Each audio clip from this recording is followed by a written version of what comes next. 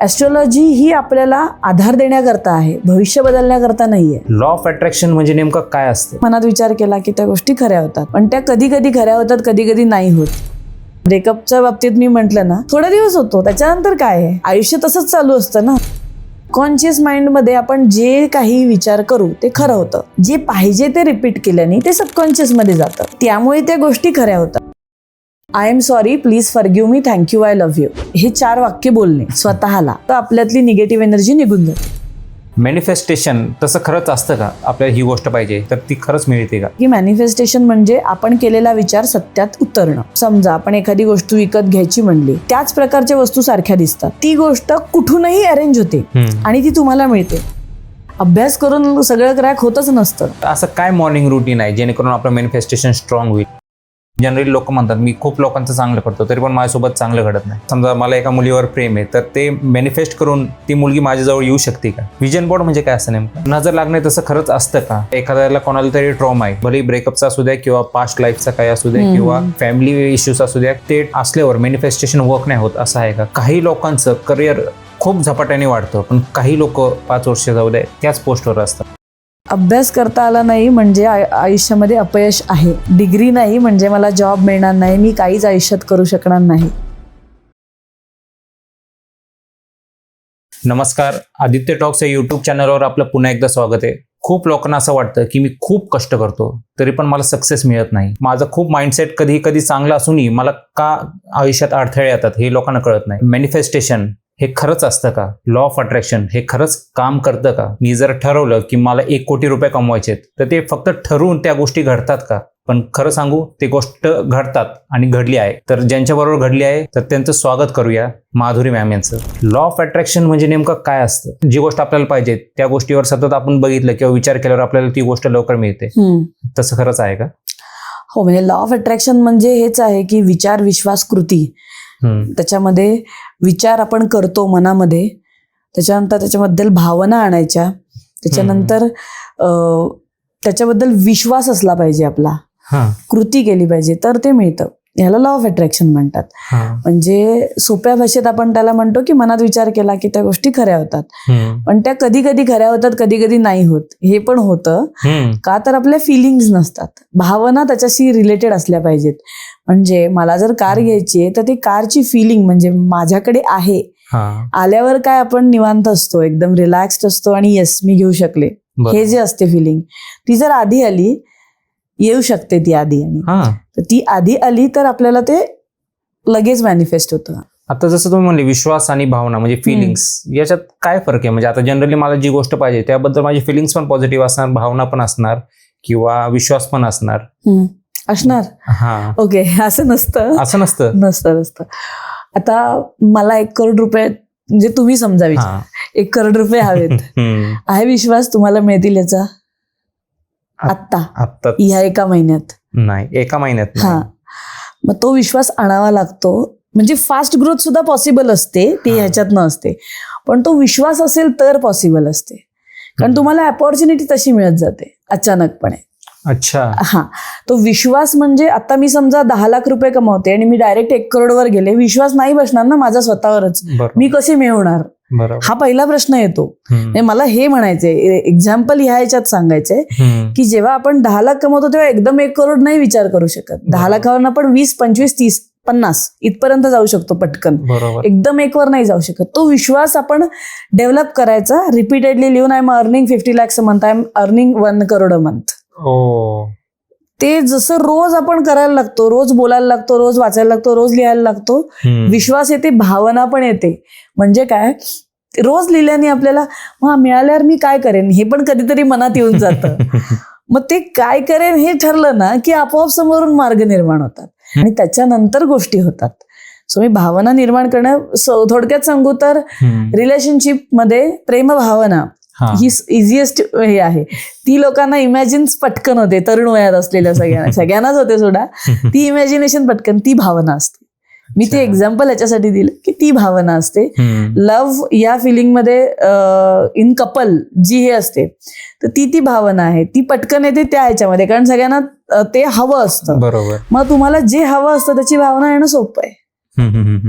मग ते करिअर मध्ये असेल, रिलेशनशिपमध्ये असेल, हेल्थमध्ये असेल. हेल्थमध्ये सुद्धा मी एकदम छान, म्हणजे मला कधी कधी चुकून काही वाटलंही झोपावंसं, तरी पण मला असं असतं की मला झोपायचं नाहीये, मला उठायचंय, मला ते राहवत नाही. वर्कहोलिक असा हे आहे की मला ते बसवत नाही कोणत्या ह्याच्यामध्ये, मला आत्ता पण काम करायचं असं सतत डोक्यात चालू असतं. त्या एनर्जीनेच मी उठून बसते, असं होऊन जातं. आजारी पडतच नाही, कारण ती माइंडसेट तसा झालाय, ऑरा तसा झालाय. सो भावना, विचार, विश्वास, कृती या चारही गोष्टी जेव्हा एकत्र येतात तेव्हा आपल्याला हव्या त्या गोष्टी मिळायला लागतात. असं आहे लॉ ऑफ अट्रॅक्शन मेनली. म्हणजे असं शॉर्ट मध्ये सांगायचं म्हटलं तर लॉजिकल, आता समजा मी 1 लाख रुपये महिना कमवते, मला 2 लाख रुपये महिन्यापर्यंत कमवायचंय, मग तो एक विश्वास असला पाहिजे, ती एक भावना असली पाहिजे, आणि ती एक लॉजिकल यायला, म्हणजे लॉजिकल डिसिजन असलं पाहिजे की 1 लाखचं 2 लाख होऊ शकतं, 1 लाखचं 1 कोटी नाही होऊ शकत. लॉजिकल नसलं पाहिजे. मी लॉजिकल म्हणत नाहीये, लॉजिकल नाही, मी लॉजिक याच्यामध्ये, लॉ ऑफ अट्रॅक्शन मध्ये लॉजिक येतच नाही. It's all about magic. म्हणजे मॅजिक इन द सेन्स विचार, विश्वास, भावना, कृती याच्यामध्ये लॉजिक नाहीये काही. तुमची कल्पना शक्ती आहे ह्याच्यामध्ये. तुम्ही कल्पना किती लेवलला करू शकता स्वतःची. तुम्हाला सांगायचं तर ओव्हरनाईट फेमस झालेली लोक पण आहेत, ओव्हरनाईट श्रीमंत झालेली लोक पण असतात जगामध्ये. आता त्यांना माहिती नसतं प्रोबॅबली की ते ओव्हरनाईट कसं झालं, पण काहीतरी असतं इंटरनली जे तसं काम करत असतं. सो ओव्हरनाईटही होऊ शकतं का, तर त्याच्यामुळे ब्रेनमध्ये तशी कंडिशन होते तेव्हा त्या गोष्टी होतात, असं आहे. तर आपण कधी कधी लॉ ऑफ अट्रॅक्शन म्हणून निगेटिव्ह गोष्टींना पण आपल्या स्वतःकडे अट्रॅक्ट करतो का? बरोबर, हो. तो हे एक महत्वाचा मुद्दा आहे. सो नकारात्मक बोलून आपण आपल्याकडे अट्रॅक्टच करत असतो. लाईक फॉर एक्झाम्पल, आता जास्त लय जण म्हणतात माझ्याकडे पैसे नाही, माझ्याकडे पैसे नाहीये. म्हणजे तुम्ही पैसे नाही म्हणल्यावर ते पैसे नसतातच. हो, नसतातच. आणि हे मी प्रॉमिनंटली करून बघितले. जोपर्यंत मी म्हणत होते पैसे नाहीये तोपर्यंत नव्हते. जसं आहे ती फ्रिक्वेन्सी आणायला लागले मी माझ्यामध्ये, आहेत, येत आहेत, मिळतायत, तसे तसे ते यायला लागले. सो हेच आहे माइंडसेट म्हणते मी ते. अजून एक एक्झाम्पल द्यायचं रिलेशनशिपच्या बाबतीत. आपण ना तरुण असताना लग्न झाल्या लोकांच्या ह्याच्यामध्ये असतं एकमेकांशी पटवून घेणे हा एक प्रश्न असतो. वेगवेगळी 2 लोक एकत्र येतात, बरोबर, आणि वेगवेगळ्या गोष्टी असतात. तर आपण विचार करून सगळ्यात रात्री शेवटी निगेटिव्ह झोन मध्ये झोपतो. सकाळी येणाऱ्या भावना पण निगेटिव्हच येतात त्याच्यामुळे. किंवा रात्री रडून झोपलं की दिवस खराबच असतो. म्हणजे हे मी सुद्धा अनुभवलं. मला तेव्हा कळत नव्हतं की कधीतरी भांडणं झाली कुठच्या गोष्टीमध्ये आणि आपण रडत बसलो. बऱ्याच लोकांमध्ये हे होतं, म्हणून मी हे जरा कनेक्टिंग म्हणून सांगते की वाद झाले, माझ्या मनासारख्या गोष्टी होत नाहीत म्हणून बायका रडतात. बरोबर. मग ते रडल्यानंतर तशाच स्टेटमध्ये झोपतात, त्याच विचारांमध्ये, त्याच ग्रजेसमध्ये, म्हणजे चिडचिड करून बेसिकली. बरोबर. तेच सकाळी दिसतं आपल्याला परत, कारण सबकॉन्शियसली ते चालू असतं. बरोबर.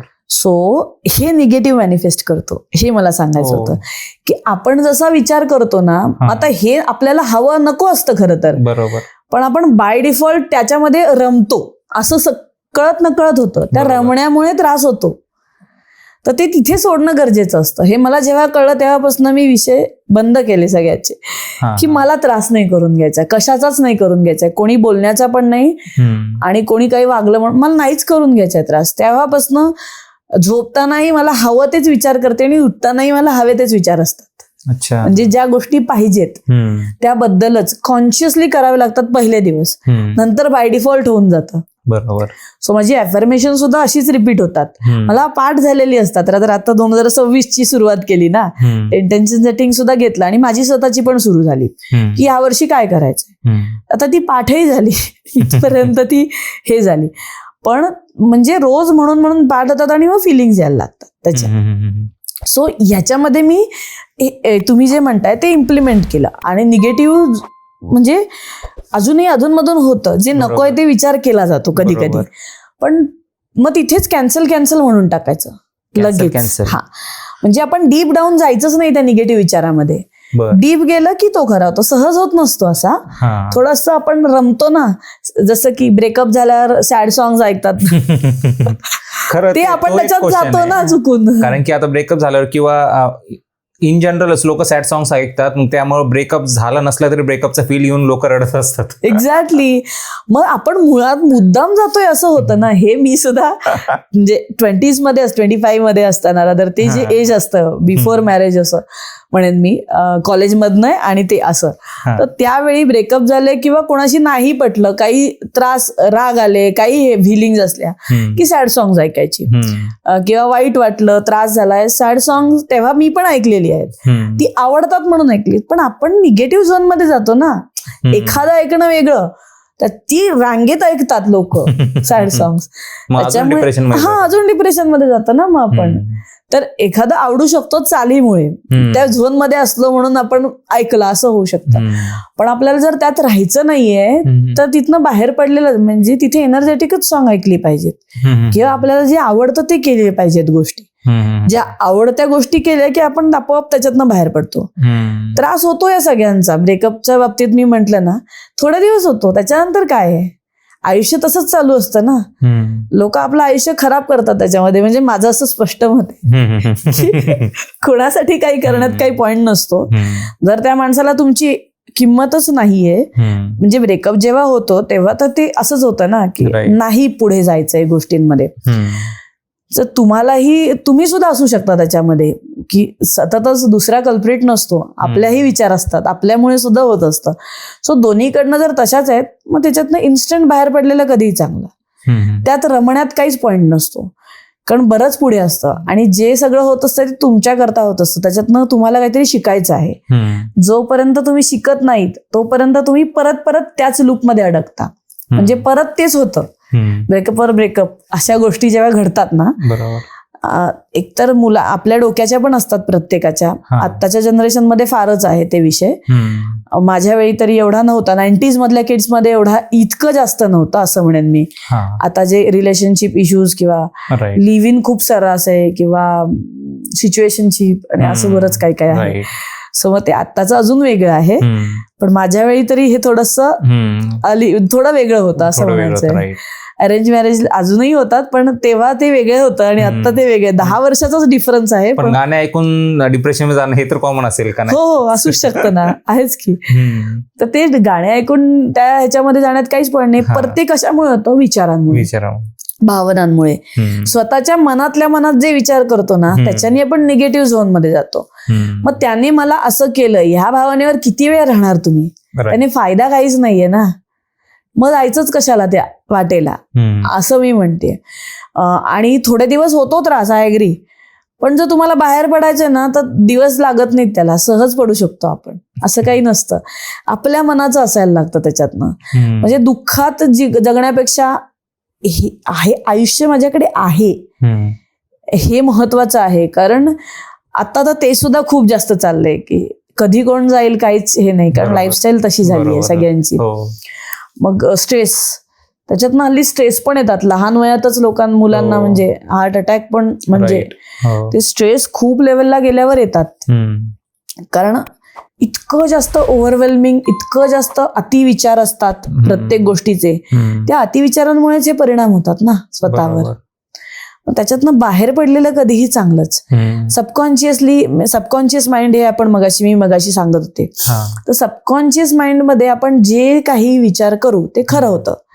आणि मी जे आता बोलले ना की वाक्य रिपीट करणे, जे पाहिजे ते रिपीट केल्याने ते सबकॉन्शियस मध्ये जातं आणि त्यामुळे त्या गोष्टी खऱ्या होतात. म्हणजे ह्याच्या सगळ्या मागचं मेन सिक्रेट काय आहे? भावना येण्यामागचं सुद्धा सबकॉन्शियस मध्ये ते गेलंय सगळं.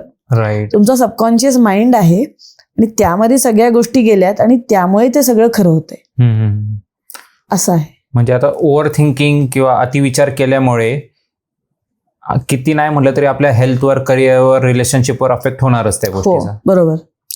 अतिविचार केल्यामुळे याच्यावर ते लॉ ऑफ अट्रॅक्शन मध्ये पण वर्क होतं, कारण की ते आपण नेगेटिव्ह एनर्जी अट्रॅक्ट करतोय. राईट, बरोबर. त्या वेमध्ये मग आपण दिवसाभरात 70,000 विचार करतो मनामध्ये, पण ते विचार काही उपयोगाचे नसतात, उगाच असतात, कारण कळत न कळत असतात. एका ह्याच्यावरनं मन दुसरीकडे कुठच्या कुठे जातं. आणि म्हणजे आता माझं ते ऑब्झर्व पण होतं ना, माझं मेडिटेशन प्रॅक्टिस असल्यामुळे एक्सरसाइज नंतर मेडिटेट म्हणजे रोजच्या रोज होतं माझं. तर त्यामध्ये पटकन मला स्टेटमध्ये जायला होतं. वेगवेगळ्या स्टेटमध्ये मी फास्ट जाते, मेडिटेटिव्ह स्टेटमध्ये. तर मी एका विचारावरनं कुठच्या तरीच विषयावर गेलेली असते. आजच मला हे झालं, त्याच्यामुळे अरे मी विचार वेगळा करत होते आणि गेले कुठच्या कुठे. योगा सेशनमध्ये शेवटी मेडिटेशन नसतं, त्याच्यामध्ये मला एकदम जाणवलं ओके मी आत्ता हा विचार करत होते, दुसऱ्या सेकंदाला मलाही कळत नाही सबकॉन्शियस मध्ये जाऊन कुठेतरी मला माहिती नाही अशा विचारांमध्ये होते. ते आता मला आठवतही नाहीये, पण असं आपण खूप स्विच करतो पटकन विचारांमध्ये, हे म्हणते मी. Back of the mind. Right. So ते सुद्धा आपल्या कंट्रोलमध्ये असू शकतं. ते मेडिटेशन केल्यामुळेच होतं का इन जनरल? आपण असे काही टेक्निक्स आहे का त्याच्यामध्ये आपण स्विच करू शकतो, जसं मी म्हणले पॉझिटिव्ह टू निगेटिव्ह? तर मेडिटेशन ही एक टेक्निक आहे ज्यामध्ये आपण जे पाहिजे ते मिळवू शकतो. त्याच्यानंतर सोप्यामध्ये गेलं तर होओपोनोपोनो, जे मी माझ्या कोर्सेसमध्ये सुद्धा शिकवते, माझ्या बऱ्याच पॉडकास्टमध्ये मी सांगितलेलं आहे. हे टेक्निकचं नाव आहे काय? होओपोनोपोनो. होओपोनोपोनो म्हणजे I am sorry, please forgive me, thank you, I love you. हे 4 वाक्य बोलणे स्वतःला, हे आपण स्वतःला बोलतो. हे बोलल्यामुळे काय होतं, आपल्यातली निगेटिव्ह एनर्जी निघून जाते, निगेटिव्हिटी निघून जाते. आणि जस्ट माझ्या कोर्समध्ये ह्याच्या प्रॅक्टिसेस करून घेऊन लोकांना प्रचंड मोठे रिझल्ट आहेत वेगवेगळ्या पद्धतीचे. हे जस्ट तुम्हाला मनातल्या मनात म्हणायचं आहे.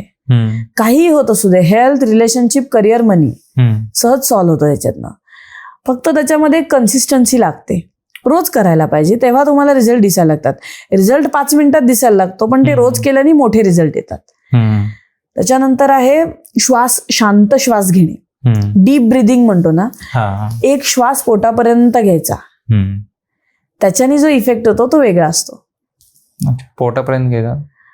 हा, तुम्ही श्वास घेऊन बघा, कुठपर्यंत घेताय बघा, इथपर्यंत.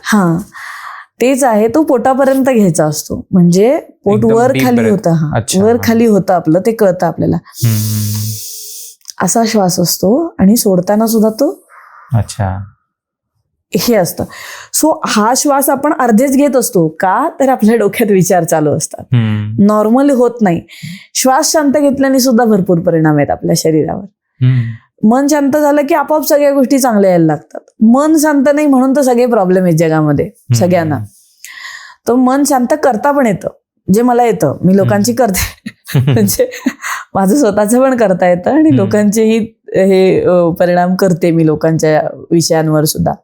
सो ते एक आहे टेक्निक असं म्हणायचं झालं. EFT एक आहे, इमोशनल फ्रीडम टेक्निक. हे ॲक्युप्रेशर पॉइंट्स असतात, ते पॉइंट्स टॅप केल्यामुळे आपल्यातली निगेटिव्ह थॉट्स, विश्वास, विचार, कृती सगळं बाहेर पडून जातं. इमिजिएट पेन्स, असं मी मगाशी म्हणलं, हे लागलं होतं तर ते EFT केल्यामुळे ते पेन्स निघून जातात. जरी ते फिजिकल पेन असलं तरी थोड्या वेळाने ते निघून जातं करून.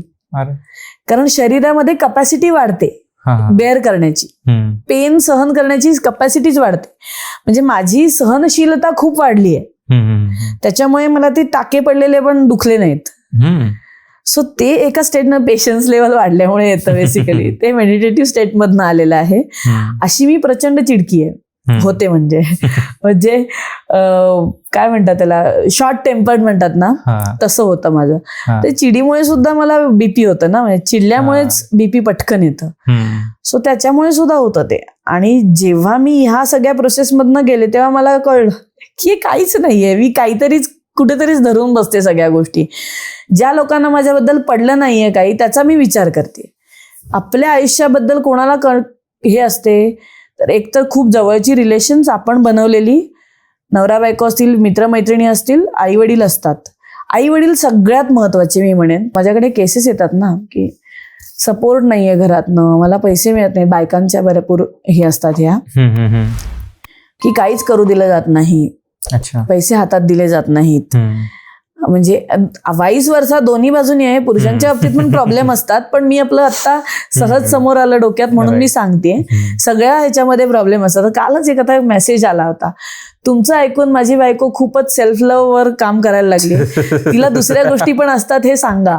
आता मी सर्वसमावेशकच सांगते. माझं असं म्हणणंच नाही की काहीतरी सेल्फ लव्ह म्हणजे तुम्ही सगळे संसाराच्या जबाबदाऱ्या सोडून द्याल, दुसऱ्याचा विचार करणं बंद करणं असं नसतं.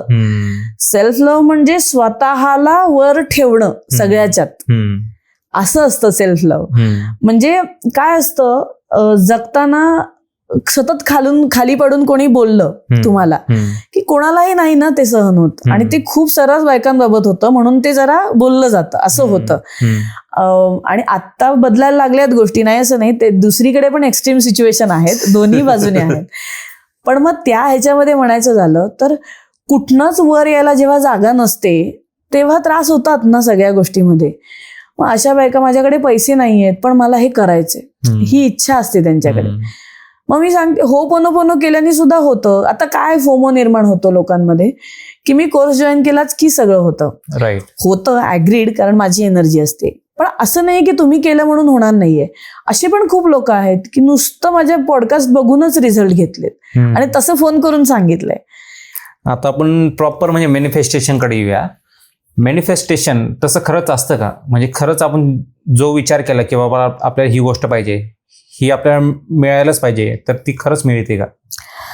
आता नुसता विचार करून मिळते असं नाहीये, पण मिळते पण असं पण आहे. म्हणजे ते कॉन्ट्राडिक्टरी आहे थोडंसं बोलणं माझं पण मी तुम्हाला एक्झाम्पलच्या स्वरूपात सांगते की मॅनिफेस्टेशन म्हणजे आपण केलेला विचार सत्यात उतरणं असंच आहे. राईट. पण आता कसं, छोटीशी एक्झाम्पल द्यायचं झालं तर गाडीतलं पेट्रोल संपलंय, कोणीतरी टो करावं असं वाटणं, म्हणजे कोणीतरी येऊन माझ्या गाडी मला हेल्प करावी ही माझी इच्छा असणं आणि खरंच समोरून व्यक्ती येणं, ह्याला मॅनिफेस्टेशन म्हणतात. अच्छा. म्हणजे मला हे होतं बऱ्याचदा कारण मी आधी पेट्रोल भरत नाही आणि मग संपल्यावर अशी कंडिशन येते, म्हणजे लिटरली असं झालंय खूपदा माझ्या बरोबर की संपलंय, मग माझ्या असं डोक्यात यार आता मला एवढं चालत घेऊन जाणं अवघड आहे, कोणीतरी गाडी टो करायला पाहिजे. तर ते खरंच कोणीतरी येऊन हेल्प करून गप्पा करून, एकदा असं झालं की काय काय गप्पा पण झाल्या त्याच्याबरोबर, मग तुम्ही काय करता इथपर्यंत हे झालं होतं. म्हणजे ते मला असं झालं होतं की इथून मला आता पोचायला हवंय, लवकर पोचायचं होतं, जायचं होतं तिकडे. मग ते जायचं होतं त्यामुळे असं झालं की लवकर पेट्रोल सुद्धा मिळालं तर बरं होईल. तर एकाने मला हेल्प केली आणि मी पोचले. पण ते दॅट वॉज अ मॅनिफेस्टेशन. ही छोटीशी गोष्ट झाली. एखादी डिश खावीशी वाटणे आणि ती आपल्याला आयती मिळणे अचानकपणे, हे मॅनिफेस्टेशन. हे छोटं छोटं झालं. हेच कारबाबत पण असू शकतं की मी विचार करून ठेवलाय की मला मर्सिडीज मिळणार, मी घेणार म्हणजे, आणि ते डेट देऊन ठेवली, तर त्याआधी पैसे अरेंज होऊन आपण जाऊन बुक करून येण्याला मॅनिफेस्टेशनच म्हणतात. हे होतं आणि इट इज नॉट इम्पॉसिबल, सहज पॉसिबल आहे. कारण आपण जेव्हा विचार करतो तेव्हा मेंदूमध्ये RAS नावाची सिस्टीम ऍक्टिव्हेट होते. तुम्ही हे बघितलं असेल कुठे कुठे, समजा आपण एखादी गोष्ट वस्तू विकत घ्यायची म्हणली, त्याच प्रकारच्या वस्तू सारख्या दिसतात. फॉर एक्झाम्पल, मी आता 2 व्हीलर बुक केली आहे नवीन, ज्युपिटर केली, तर मला सारख्या ज्युपिटर दिसतात. म्हणजे मला त्यातलं एक फीचर आवडलं, डिक्की, त्यामुळे मी ती केली आहे. पण मला सतत सगळीकडे ज्युपिटर दिसतात, कारण की ते बुक करायच्या आधीच दिसत होत्या आणि मी फायनली बुक केली. पण विषय असा आहे त्याच्यामध्ये की जेव्हा मी एखाद्या गोष्टीवर विचार करते, मला ती घ्यायची असं ठरतंय, तर त्यावेळी मेंदूमधली ही रेटिक्युलर आर्टिक्युलेटेड सिस्टीम, ऍक्टिव्हेटिंग सिस्टीम असं पण म्हणू शकतो, ती जागृत, म्हणजे ती काम करायला लागते आणि आपल्याला परत परत तेच रिअकरन्स दिसायला लागतात. म्हणजे तीच गाडी मला प्रत्येक वेळा दिसते. हे मर्सिडीजच्या बाबतीत पण होतं. जर तुम्ही मनापासून विचार, Mercedes, BMW, what ever you want, त्याच्याबद्दल तुम्ही विचार करता आहात आणि तुम्हाला ती घ्यायची आहे, जेव्हा तुम्ही विचार करता तर ती सहजगत्या तुम्हाला सारख्या त्याच कार दिसायला लागतात आणि त्यामुळे ती लवकर तुम्हाला तुमच्या जवळ येते, म्हणजे तुम्ही लवकर घेऊ शकता.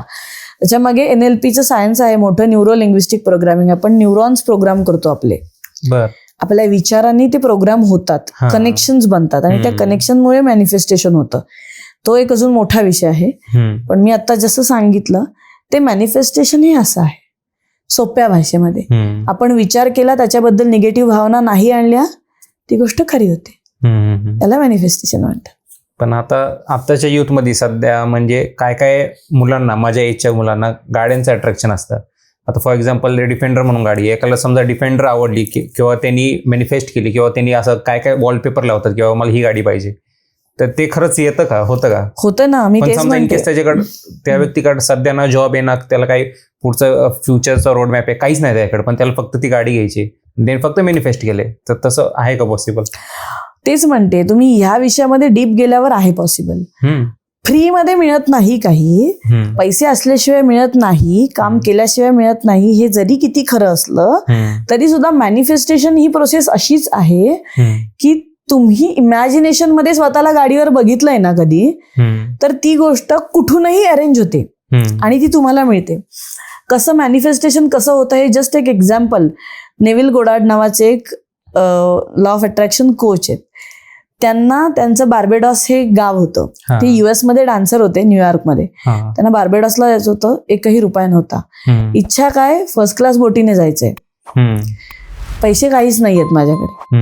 मग त्यांना त्यांच्या कोचनी सांगितलं, मित्र होता अब्दुल्ला नावाचा लॉ ऑफ अट्रॅक्शन मध्ये, त्यांनी सांगितलं की तू ऑलरेडी बार्बेडॉसमध्ये आहेस, हे इमॅजिन कर, असं होतं त्यांचं म्हणणं. ते रोज इमॅजिन करायला लागले, पण त्यांना काही होत नव्हतं. एक दिवशी परत ते त्यांच्याकडे गेले आणि विचारलं काय, तर त्यांनी सांगितलं की यू आर ऑलरेडी इन अ बार्बेडॉस. म्हणजे परत तेच सांगितलं आणि दरवाजा जोरात आपटून घेतला. त्यानंतर त्यांनी व्हिज्युअलायझेशन मध्ये खूप डीप पाहिलं की ते त्यांच्या घरी गेलेत, त्यांच्या फॅमिली बरोबर त्यांनी जेवण केलंय, त्यांच्या झोपायच्या जागी जाऊन ते सगळ्यांसोबत झोपलेत. असं डिटेलमध्ये हे केल्यानंतर 3-4 दिवसात त्यांना एक तार येते. त्या तारेमध्ये त्यांना एक $50 आणि एक चेक येतो. तो त्यांच्या भावानी त्याला पाठवलेला असतो की बार्बेडॉसची एक जमीन विकली गेली, त्यातला तुझा हिस्सा, आणि एक तिकीट पाठवलेलं असतं बोटीचं, बार्बेडॉसला यायचं. आता त्यांच्या ध्यानीमनी होतं का त्यांना मिळेल, याला म्हणतात मॅनिफेस्टेशन. सो परत त्यांना फर्स्ट क्लासनी जायचं होतं. तर ते जेव्हा बोटीवर गेले तेव्हा एक फर्स्ट क्लासचं कॅन्सल झालं होतं आणि तिथे पूर्ण लोक भरली होती, म्हणून त्यांना अपग्रेडेशन मिळालं आणि फर्स्ट क्लासचं तिकीट मिळालं. So everything got manifested. So अशा प्रकारे व्हिज्युअलायझेशन केल्याने फास्ट होतात गोष्टी. सो पैसे नसतानाही मिळू शकतात, पण पैसे मॅनेज झाले ना, कुठून झाले हा विचार नाही करायचा. आपण लॉजिकलीच खूप जातो, कुठनं होणार, असं थोडी मिळत असतं, नाहीच मिळणार आहे असं. मी असं म्हणतच नाही की असंच मिळणार आहे, पण तुम्ही एफर्टलेसली युनिव्हर्सला सांगताय की मला हे पाहिजे आणि त्याच्याबद्दल परत काही विचार करत नाही, तुम्ही सरेंडर करून टाकता. कसंही मिळालं ते चालेल, पण मला मिळालं पाहिजे. तर ते तुम्हाला युनिव्हर्स योग्य मार्ग दाखवतो. देव, वरची शक्ती, universe, whatever it is, तुम्हाला योग्य मार्ग दाखवतो. म्हणजे खरंच ऑडियन्ससाठी जर गाडी एखादी घ्यायची असेल तर नक्की वॉलपेपर ठेवा किंवा मॅनिफेस्ट करा, नक्की मिळेल. हो नक्कीच, काहीच विषय नाही त्याच्याबाबत. म्हणजे आता फॉर एक्झाम्पल एक केस स्टडी घेऊया. समजा आता मला 1 कोटी रुपये कमवायचे, तर ते 1 कोटी कमवायला मी काय केलं पाहिजे? म्हणजे मॅनिफेस्टेशनच्या वेळी म्हणा किंवा लॉ ऑफ अट्रॅक्शनच्या वेळी म्हणा, मी असं काय केलं पाहिजे जेणेकरून मी ते 1 कोटी रुपये माझ्या फ्रिक्वेन्सीमध्ये मॅच करू, जसं तुम्ही म्हणता? येस. आता मी ना 2023 मध्ये एक चेक लावला 1 करोडचा कपाटावर. 1 लाखाचा? 1 करोडचा, सॉरी, 1 करोडचा चेक लावलाय. लिहून त्याच्यावर माझाच चेक, ज्यावर 1 करोड रक्कम लिहिली आणि लावला. असं सगळ्यांनी लावायचं हे मला सांगायचंय. आणि तो रोज बघून खुश व्हायचं, म्हणजे आनंदी फील करायचं की मला हे मिळालं आहे. आता म्हणायचं तर मला 1 करोड पर्यंत मी पोचली आहे आता माझ्या कोचिंगच्या ह्याच्यातनं. आता तेव्हा मी प्रायमरी लेवलला होते कोचिंगमध्ये, आता मी हायएस्ट लेवलला आहे, चांगल्या याला आहे की जिथे मी अपग्रेडच होतीये सतत. सो असा चेक लावल्याने, त्याच्यामधनं फील घेतल्याने की मला पैसे मिळतील, मला मार्ग मिळाले कसे कमवायचे ते याच्याबद्दलचे.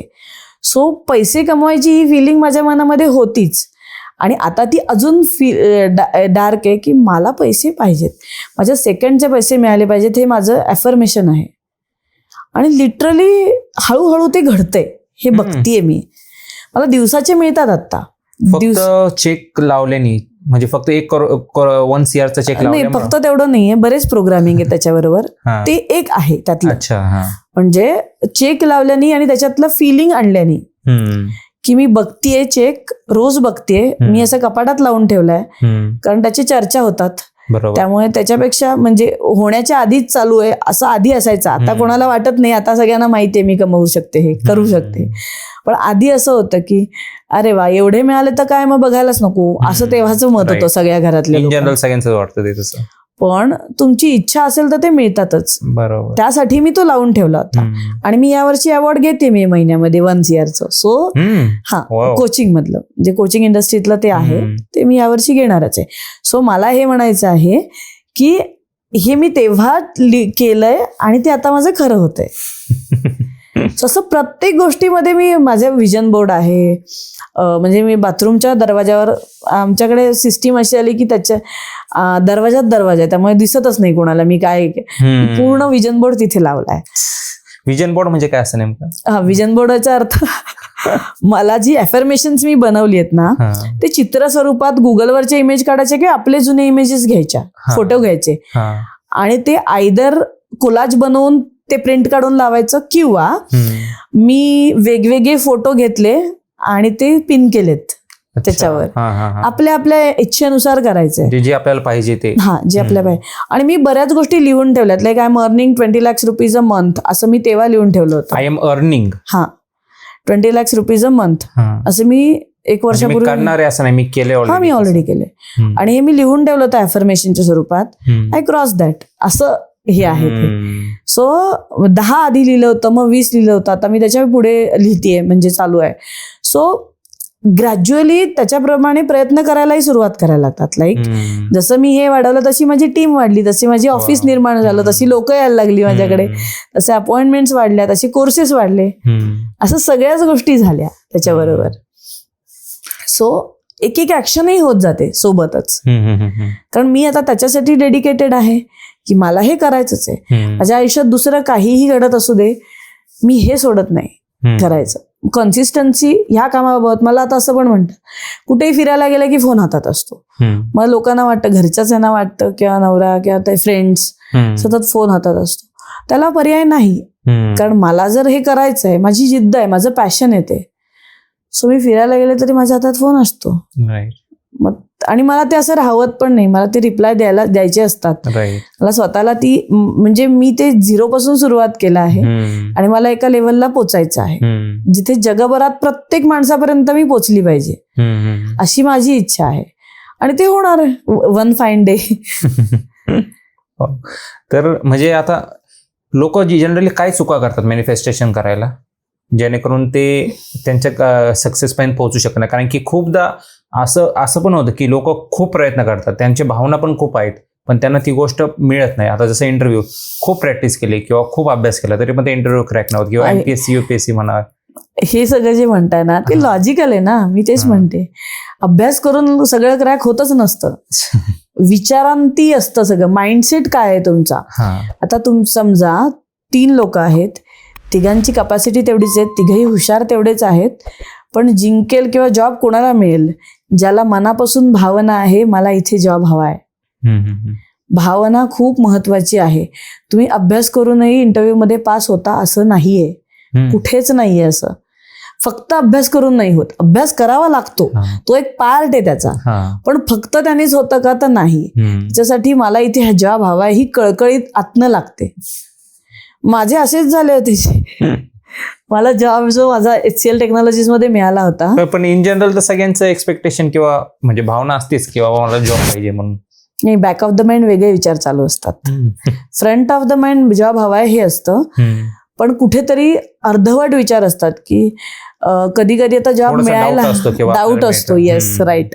इंटरनल डाऊट असतात, तेव्हाच मिळत नाही जॉब. जर तुमच्या मनात डाऊटच नाहीये, तुम्ही सरेंडर होऊन जाताय की काय होईल ते होईल, मला मिळेलच. मी माझं लिटरली सांगते, HCL जॉब मध्ये माझं जेव्हा झालं होतं तेव्हा मला खूप टेक्निकल नव्हतं आलं, पण त्यांनी घेतलं होतं मला जॉबमध्ये. मीही त्यावेळी प्रश्नच पडला होता कसं काय घेतलं मला. पण देन आय रिअलाइज लाईक माझी जोरदार इच्छा होती. त्या इंटरव्ह्यू करता मी देवरुखहून इथे आले होते, माझ्या माहेरी होते, तेव्हा लग्न व्हायचं होतं. इथे आले होते आणि मला हा जॉब पाहिजेच. 3 महिने झाले, इनफ इज इनफ. सुट्टी म्हणजे एक जॉब सोडून 3 महिने झाले होते, आता मला जॉब मिळालाच पाहिजे, ही सिच्युएशन होती माझी. सो मी कुठेही जायला तयार होते त्याकरता. मग मी त्या सिच्युएशन मध्ये मनापासून विचार केला होता की मला मिळावा, आणि मिळाला तो मला जॉब. खूप टेक्निकली स्ट्रॉंग होते का? नाही, पण मी दिलेलं काम परफेक्ट करते, तो माझा होता पहिल्यापासूनच असे. पण मी त्याच्यासाठी काय मला अभ्यासच असायला हवा होता अशी गोष्ट नव्हती. सो तिथे हजार जबाबीपणा जो असतो ना तोही कधी कधी कामी ठेवतो. असं आहे, योग्य वेळी योग्य उत्तर दिलं तरी कामी येतं. तर असं काय मॉर्निंग रुटीन आहे जेणेकरून आपलं मॅनिफेस्टेशन स्ट्रॉंग होईल? म्हणजे सकाळ सकाळ उठून असं काय केलं पाहिजे आपण? ग्रॅटिट्यूड. सगळ्यात उठल्या उठल्या पहिल्यांदा 10 रॅन्डम ग्रॅटिट्यूड बोलायचे मनातल्या. सगळ्यात पहिला म्हणजे मी आज उठलीये, जिवंत आहे, हा ग्रॅटिट्यूड आहे. राईट. कारण आजचे दिवस मला बघायला मिळतोय, हा ग्रॅटिट्यूड आहे. दुसरं आहे तुमच्या जवळची लोक, आई वडील, नवरा, मित्रमैत्रिणी, सगळे म्हणजे जे खरंच खूप मॅटर करतात. बिझनेस पार्टनर असू शकतात, मुलं मुली असू शकतात, आपले आजी आजोबा असू शकतात, हू एव्हर इट इज. जे कोणी मॅटर करतात ते माझ्या आयुष्यात आहेत, त्यासाठी थँक्यू. त्यानंतर सगळं घर, गाडी, रेंटेड असलं तरी ज्वेलरी, जे काही आहे तुम्हाला हवं आहे ते आहे ह्यासाठी थँक्यू. त्यानंतर म्हणजे ह्या सगळ्या गोष्टीसाठी 1 by 1 थँक्यू म्हणायचं. त्याच्यात 10 रॅन्डम होऊन जातात. दिवसाची सुरुवात हा खूप छोटा रुटीन आहे. या रुटीनने सुद्धा दिवस खूप चांगला जातो. काही लोकांचं करिअर खूप झपाट्याने वाढतं, पण काही लोक स्टॅग्नेंट असतात. म्हणजे 4 वर्ष जाऊ द्या, 5 वर्ष जाऊ द्या, त्याच पोस्टवर असतात किंवा तेवढंच इन्कम असतं. असं काय होतं? कम्फर्ट झोन मध्ये येतात ना. मनातनं ती गोष्ट आवडलेली, तो जॉब आवडलेला असतो किंवा ते काम ओके वाटतं. मग एका लेवल नंतर कम्फर्टेबल चालू आहे ना, पैसा तर मिळतोय हवा तेवढा, म्हणजे जेवढा आहे तेवढा मिळतोय आणि त्याच्यात सगळं होतंय. या ह्याच्यामध्ये कम्फर्ट झोन मध्ये माणूस लगेच जातो, प्रत्येक माणूस जातो. बरोबर. कुठेही कधीही पुढे जाताना कम्फर्ट झोन मध्ये पण खूप डीप आहे, माहितीये का. ते माझ्या ऍडव्हान्स सेशन मध्ये मी शिकवते. मी दुबईमध्ये असताना मी काम खूप करत होते, still I was in comfort zone. म्हणजे काम करत असून कम्फर्ट. म्हणजे काय, तर मला त्यावेळी कॉम्प्रोमाइज करायची नव्हती. मला लोकांनी मानावं अशी माझी इच्छा होती. मी सकाळी 5ला नाही उठणार सेशन घ्यायला, अशी माझी इच्छा. मी कोच आहे त्यामुळे माझं ऐकलं पाहिजे. ह्याला कम्फर्ट झोन म्हणतात. अच्छा. जेव्हा मी कम्फर्ट झोन सोडला, मी कुठचंच बॉर्डर ठेवली नाही. जसं येतील जेव्हा येतील मी रोज सेशन घ्यायचे. एका लेवलला मी इथपर्यंत होते की मला सक्सेसफुल व्हायचं तर कन्सिस्टन्सी शुड बी देअर. एक माणूस रोज असायचं, कोणीतरी नवीन. असं कधीच झालं नाही की कोणीच नाहीये सेशन मध्ये माझ्या. फ्री घ्यायचे मी तेव्हा आधी. पण मला जर हे करायचंय आयुष्यात तर मी त्याच्यात जे अडचणी येतील त्याला मी सामना करेन. त्या कम्फर्ट झोन मधनं मी जशी बाहेर आले तशी सक्सेसफुल झाले लगेच. तर करिअरचं ते आधी पण तो पॉईंट आपण क्लिअर केला, म्हणजे MPSC UPSCचा क्लिअर केला. हो. त्यानंतर हा पण करिअरचं याच्या व्यतिरिक्त दुसरं काय नाही ना बोलण्याला. करिअरमध्ये मला जॉब मिळत नाही ही एक भावना असते लोकांची. राईट. काय काय लोकांना जॉबच मिळत नाही. आता खूप आता सॅच्युरेशन लेवल आलं किंवा अगेन AI मुळे माझे जॉब जाणार आहेत, हा माइंडसेट आहे. राईट. जग थांबलंय का AI मुळे? का जगातल्या काही होणाऱ्या गोष्टी थांबल्या आहेत का? तुम्ही ठरवून घेतलं तर तसंच होणार आहे. तुम्हाला नाही मिळणार आहे AI मुळे जॉब. पण अजून काही जगात दुसऱ्या उलाढाली होत नाहीयेत का? होत आहेत ना. तेवढ्या जास्त कंपनीज येत आहेत, तेवढ्या जास्त प्रमाणात होत आहेत. AI नाही, दुसरं काहीतरी मिळेल. पण असंच काही वाया जात नाही. म्हणजे माझं कसं होईल या विचारांमुळेच कसं होईल हे होता विषय. बरोबर. आपण ते मनात ऑलरेडी ठरवून ठेवलं, लागणारच नाही त्यामुळे ते लागतच नाही. तसं होतं ते. पण हे जेव्हा डीप मध्ये जातो तेव्हा कळायला लागतं. आता सगळ्यांच्या केवढी कॉम्पिटिशन आहे मार्केटमध्ये, पण तुम्ही वेगळं माणूस आहात ना. प्रत्येक माणूस सेम नाहीये. देवाने तेवढी ठेवली आहे वेगळी वेगळेपण. कुठेही जा सेम गोष्टी मिळणार नाहीत कोणाकडे. सिमिलर मिळेल पण सेम नसतं कोणाचं, काहीच सेम नसतं. स्वभावही असले सिमिलर असतात, सेम नसतात. जुळ्यांची पण सेम नसतात. तर मग तुम्ही कुठच्या ह्याच्यात जगता? कॉम्पिटिशन आहे आणि काय आहे, मग त्याचा काही अर्थच राहत नाही. राईट. आता सगळ्यांचा आवडता विषय म्हणजे मनी. तर काही लोकांना पैसे सहज मिळतात आणि काही लोकांना किती जरी कष्ट केले तरी ते पैसे मिळत नाही. लहानपणीपासूनचे ट्रॉमाजमुळे असतं ते. जगताना कोणीतरी काहीतरी बोललंय, ते कुठेतरी स्टक झालेली भावना असते. पैसे झाडावर उगवत नाहीत, पैसे कमावणं सोपं नाहीये, त्याच्यासाठी हार्डवर्क करावा लागतो, असं कुठेतरी काहीतरी. आणि कधीतरी अशी वेळही आलेली असते की कोणाकडे तरी पैसे मागावे लागले, असं कधी झालं असेल चुकून, तर ते डोक्यात बसलेलं असतं. मग मला सेव्ह केलंच पाहिजे आणि माझ्याकडचे संपू शकतात. मग हे जे आहे तेच त्याला कारणीभूत आहे की पटकन मिळणारे पॉझिटिव्ह असतात आणि हे असे ट्रॉमाज घेतलेले ज्यांना मिळत नाही. ते पॉझिटिव्हिटी जातात म्हणजे मला मिळणार आहे या कॉन्फिडन्सनी गेल्यावर पैसे मिळतात. ट्रॉमामध्ये असल्यावर नाही मिळत. बॅक ऑफ द माइंड कुठेतरी थॉट असतो तेव्हाच नाही मिळत. थॉट क्लिअर करण्यासाठी I am sorry, please forgive me, thank you, I love you हे स्वतःला म्हणायचं. कारण आता जनरली सगळे म्हणतात की म्हणजे गरीबच राहतात आणि श्रीमंत अजून श्रीमंत होऊन जातात. ते त्या एनर्जी ते त्या ट्रॉमामुळेच होतं का त्याचं काहीतरी एनर्जी ब्लॉकेज आपण म्हणू शकतो. जसं तो आधी आपण बोललो होतो फ्रिक्वेन्सी मॅच होत नाही किंवा आपली एनर्जी त्या लेवलला मॅच आपण करत नाही. गरीब होतात म्हणजे गरिबांचे विचार गरिबासारखेच असतात म्हणून गरीब राहतात. श्रीमंत होतात म्हणजे पैशाला पैसा ओढतोच. तुमच्याकडे पैसा आला की तुम्ही अजून इन्व्हेस्ट करता, त्याच्यात पुढे अजून इन्व्हेस्ट करतो, मग ते इन्व्हेस्टमेंट चालू होते आणि पैसा वाढतच जातो. सो गरिबांचा माइंडसेट जोपर्यंत बदलत नाही, त्यांच्यापर्यंत ह्या गोष्टी पोचत नाहीत, तोपर्यंत ते गरीबच राहणार. आणि मी पैसे कमवू शकतो म्हणून आउट ऑफ कम्फर्ट झोन जाऊन जेव्हा लोक काम करायला सुरुवात करतात, स्टेटस न बघता, काहीही पोझिशन असू दे, पेपरची लाईन टाकणारी पण लोक असतात, पण त्याच्यातून उभं राहून पेपरची एजन्सी घेतलेली लोक सुद्धा असतात. लाईन टाकणाऱ्यापासून एजन्सी पर्यंतचा जो प्रवास आहे त्याला आपण म्हणू शकतो गरिबातून श्रीमंत होणे. तो माइंडसेट असतो.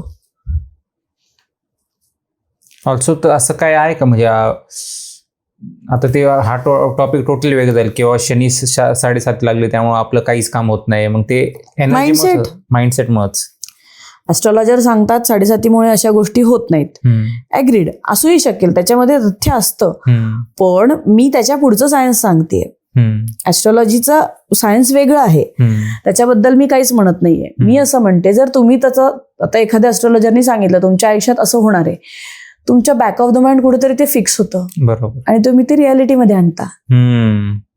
तुमच्या आयुष्यात या वेळी असं होणार आहे हे जर तुम्ही फिक्स म्हणून घेतलं तर ते होणारच आहे. आणि जर तुम्ही न मानता त्याच्यासाठी प्रयत्न केले, माझं मग काहीतरी बदल तरी होतील. अगदी ते नाही होणार, तुम्हाला ते ऍक्सेप्टन्स असतो. मी जसं म्हणलं, ऍक्सेप्टन्समुळे गोष्टी सहज होतात. ऍस्ट्रॉलॉजी ही आपल्याला आधार देण्याकरता आहे, भविष्य बदलण्याकरता नाहीये. हाही एक त्यातला महत्वाचा मुद्दा आहे की तुम्ही एखादी वर्स्ट सिच्युएशनला तयार राहा. जर तुम्ही तयार राहिलात ती सिच्युएशन येणारच नाही. 7:30 माझी चालू आहे, पण I am in the highest peak of my life करिअरच्या बाबतीत. कुंभ आहे म्हणून आहे, शनीचे त्रास येते त्याच्यामुळे असतं, पण ती शनीचीच असल्यामुळे त्याच्यातही त्रास होते, पण मला ते त्रास जाणवलेच नाहीत कधी, कारण माझा माइंडसेटच स्ट्रॉंग आहे. पहिली 2 वर्ष हेल्थ रिलेटेड इश्यूज होते असं म्हणत होते, मला ते कधीच जाणवले नाहीत. मला झाले हे नंतर कळलं, मलाही झाले होते, आणि ते मला जाणवलेच नाहीत कधी की हे हेल्थ इश्यू होते का. मेंटल ट्रॉमा होता मला तेव्हा, जे मी म्हणलं बीपी आलं होतं, मग डिप्रेशन होतं थोडंसं, जुई झाल्यावर पोस्टपार्टम डिप्रेशन असतं ते होतं. त्या सगळ्यामध्ये ते सगळं मला फिजिकलीच त्रास होत होता ना, mental and physical both ways त्रास होत होता, बरोबर. पण तो त्रास मला तेव्हा वाटलाच नाही. तो नंतर लक्षात आला की ओके ह्या त्रास होता 7:30चा. मग ऍक्सेप्टन्स लेवल खूप होती म्हणून फरकच पडला नाही त्याचा. मग मी हेच सांगते की ऍक्सेप्टन्स जेवढा जास्त तेवढा त्रास कमी आयुष्यामध्ये. कारण की जनरली खूप लोक असे असतात की ऍस्ट्रॉलॉजीने जे सांगितलं आपल्या बरोबर तेच घडणार, तेच आधीच मनात आणून ठेवतात. मग त्यामुळं ते जर म्हणले की तुमचे पुढचे 2 वर्ष अवघड जाणार आहे, मग तेच त्यांच्या mind back of the mind हे चालू असतं की पुढचे 2 वर्ष माझे खराब जाणार आहेत. व्यक्ती तितक्या प्रकृती यालाच म्हणतात. ज्याला जे पटतं ते जो करतो, त्याची वेळ यावी लागते. त्याच्यासाठी जग आहे, चांगल्या वाईटाचा बॅलन्स आहे. काही लोक ते मानतील, काही लोक हे मानतील. जसं ज्याला रिझल्ट मिळतात, पटायला लागतं, तसं गोष्टी बदलतात आयुष्यामध्ये. वाव. हाऊसवाईफचं एवढं हे असं की म्हणजे कधी कधी त्यांची कंप्लेंट असते की माझ्याकडे पैसे टिकूनच राहत नाही, घरी खूप खर्च होतो, पण ते पण मेंटॅलिटीचाच भाग आहे. हो, आता एक सांगते, हो, माइंडसेटचाच भाग आहे. हाऊसवाईफ आहे म्हणून माझ्याकडे पैसे नाही तसं सांगणाऱ्या बायका येतात माझ्याकडे. म्हणलं घरात कोणी कमवत नाही का, हे मी विचारते क्लिअर. नाही कमवतात.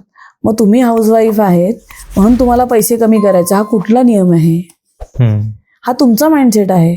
पैसे जगात सगळ्यालाच लागतात. म्हणजे माझं तत्व हे आहे, किंवा मी असं म्हणेन तुमचे सगळे माइंडसेट आहेत. कमी करण्याचा माइंडसेटही लोकांनीच घालून दिलाय. सगळीकडे डिस्काउंट करत असतात. मी जे शिकवते ते प्युअर आहे. मला डिस्काउंट द्यायला आवडत नाही.